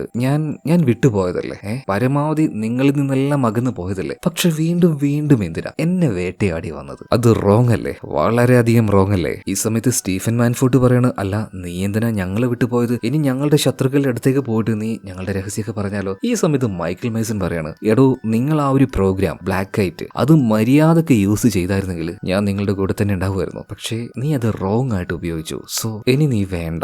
സ്റ്റീഫൻ മാൻഫോർട്ട് പിന്നെയും അയാളുടെ ഭാഗം ന്യായീകരിക്കാൻ വായ തുറന്നതേ ഓർമ്മയുള്ളൂ. അപ്പോഴേക്കും നെറ്റിയിൽ ബുള്ളറ്റ് കയറാണ്. സ്പോട്ടിൽ തീർത്തു കളഞ്ഞു. അങ്ങനെ കുറച്ച് മാസങ്ങൾ കഴിയാണ്. ഒരു കഫേ റെസ്റ്റോറന്റിലിരിക്കുന്ന നമ്മുടെ ജെസിയെ കാണിക്കുകയാണ് കേട്ടോ. അവളുടെ കൂടെ ഇപ്പോൾ മൈക്കിൾ മേസൺ ഇല്ല. അവൾ ഒറ്റയ്ക്കാണ് ലൈഫ് മുന്നോട്ടേക്ക് കൊണ്ടുപോകുന്നത്. എന്നാൽ റോബർട്ടെയും അവളുടെ ടീമിന് നന്നായിട്ട് അറിയാം അവളുടെ പിന്നിൽ എന്തായാലും മൈക്കിൾ ഉണ്ടാവുമെന്ന്. സോ ഈ മൈക്കിളിനെ പിടിക്കാനായിട്ട് ജെസിയുടെ പിന്നാലെ തന്നെ അവർ കൂടിയിരിക്കുകയാണ്. അവൾ എവിടെ പോയാലും CCTV ക്യാമറകൾ ഉപയോഗിച്ച് അവളെ ഫോളോ ചെയ്യും. ഇപ്പൊ തന്നെ ആ കഫേയിൽ ഇരിക്കുന്ന ജെസിയെ അവർ CCTV ക്യാമറയിലൂടെ കാണുന്നുണ്ട്, നിരീക്ഷിക്കുന്നുണ്ട്. എന്നാൽ പെട്ടെന്നാണ് ഈ ക്യാമറകൾ മുഴുവനും മുകളിലേക്ക് ഓട്ടോമാറ്റിക് ആയിട്ട് തിരിയുന്നത്. അതായത് അതിലിപ്പോ കാണുന്നത് സീലിംഗ് ഫാന്റെ വിഷ്വലാണ്. അപ്പൊ തന്നെ റോബർട്ടയ്ക്ക് കാര്യം മനസ്സിലായി. അവളൊന്ന് ചിരിക്കുകയാണ്. ഇത് നമ്മുടെ കയ്യിൽ ഒതുങ്ങുന്ന കേസല്ലല്ലോ മച്ചമ്പി. അതേ നേരം തന്നെ നമ്മുടെ ജെസിക്ക് ചെറിയൊരു പാർസൽ വരുന്നുണ്ട്. അവൾ ആ ഒരു കവർ പൊട്ടിച്ചു നോക്കുന്ന സമയത്ത് ഒരു ചെസ് പീസ് ആയിരുന്നു. അത് കണ്ടപാട് തന്നെ അവള് പെട്ടെന്ന് പുറകിലേക്ക് തിരിഞ്ഞു നോക്കുന്നുണ്ട്. എന്നാൽ അവിടെ ആരെയും കാണുന്നില്ല. പക്ഷെ അവൾക്ക് ഉറപ്പായിരുന്നു അവളുടെ പിന്നിൽ എപ്പോഴും മൈക്കിൾ ഉണ്ടാവുമെന്ന്. ഒരു ഗാർഡിയനായിട്ട് അവൾ ഒറ്റയ്ക്കല്ല എന്ന് മൈക്കിൾ അവൾക്കൊരു മെസ്സേജ് കൊടുത്തതാണ്. അവിടെ തന്നെ മൈക്കിൾ ഉണ്ടായിരുന്നു കേട്ടോ.